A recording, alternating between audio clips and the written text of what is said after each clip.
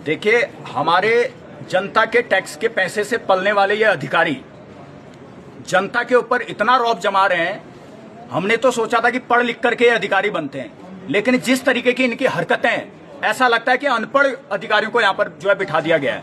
हमको लिखित में जो चीज दी और कहा गया कि 16 दिन के अंदर आपको बताया जाएगा, इस पर कोई काम नहीं हुआ।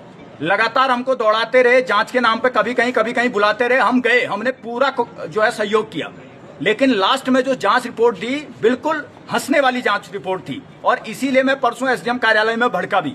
उसके बाद इन्होंने जिस बात को हम 2 तारीख को कह रहे थे कि वहां सीसीटीवी फुटेज नहीं है, इस बात को उन्होंने जांच जो रिपोर्ट थी उसमें माना और 20,000 का इन्होंने चालान काटा है। लेकिन जो साक्ष्य हमने वहां पर दिए थे, ओवर रेटिंग का साक्ष्य हमने दिया था। हमने जो है वहां पर नाबालिग को जो ये शराब दे रहे हैं बिना पूछे, वो हमने साक्ष्य वहां पर इनको दिया था। वहां पर सीसीटीवी फुटेज होना चाहिए, बारकोड होना चाहिए, अलग अलग लोगों के उसमें जो है ट्रांजैक्शन ये लोग करते हैं। ये ऐसा आबकारी नीति में लिखा हुआ है कि अगर ये चीज पकड़ी जाती है कंटिन्यू 3 बार, तो लाइसेंस भी रद्द हो सकता है। ऐसा उसमें स्पष्ट और लिखा हुआ है। अब ये कैसे पता करेंगे कि लगातार ये चीज हो रहा है? इसके लिए थी सीसीटीवी। तो इन्होंने सीसीटीवी का बचाव करते हुए, उस व्यक्ति का बचाव करते हुए 20,000 का चालान काट दिया।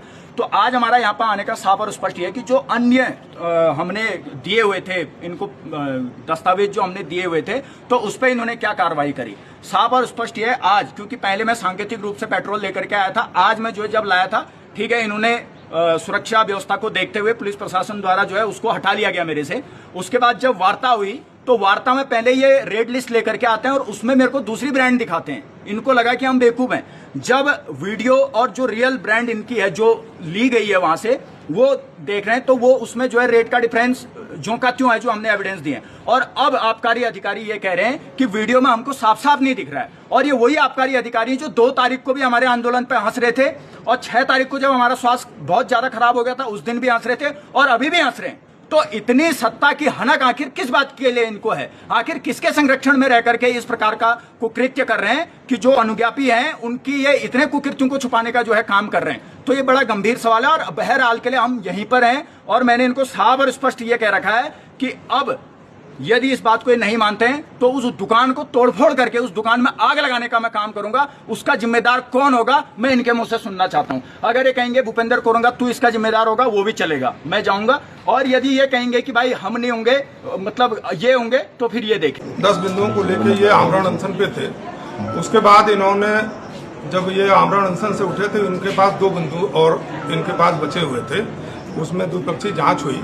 एक नाबालिग को मदिरा की बिक्री और ओवर रेट, इन दोनों पे जांच हुई। कई चरणों में द्विपक्षीय जांच की गई। जांच करने के बाद इस प्रकरण में 20,000 रुपये का जुर्माना आरोपित किया गया और वो जुर्माना भी जमा करा दिया गया है। उसके बाद भी इनका अपना और क्या इनका मोटिव है, ये हमको इसके बारे में कोई जानकारी नहीं है। 20,000 रुपये का ये चालान भी जो है, ये जो जमा हुआ है, ये चालान डीएम मैडम के द्वारा वो उनके ऊपर दंड आरोपित किया गया है और 20,000 रुपये का चालान भी जमा किया गया है संबंधित अनुज्ञापी के द्वारा। तो उनकी कही हुई बातें निराधार हैं। सुनने के लिए स्वतंत्र हैं, कुछ भी कर सकते हैं। इसके लिए हम क्या कर सकते हैं? मेरे पास समय समय पर चेकिंग कराई जा रही है और ऐसी कोई अभी वो नहीं आया है कि कहीं पे बोतलों की बिक्री हुई हो। प्रकरण आता है तो नियमानुसार तरीके से उस पर कार्रवाई की जाएगी।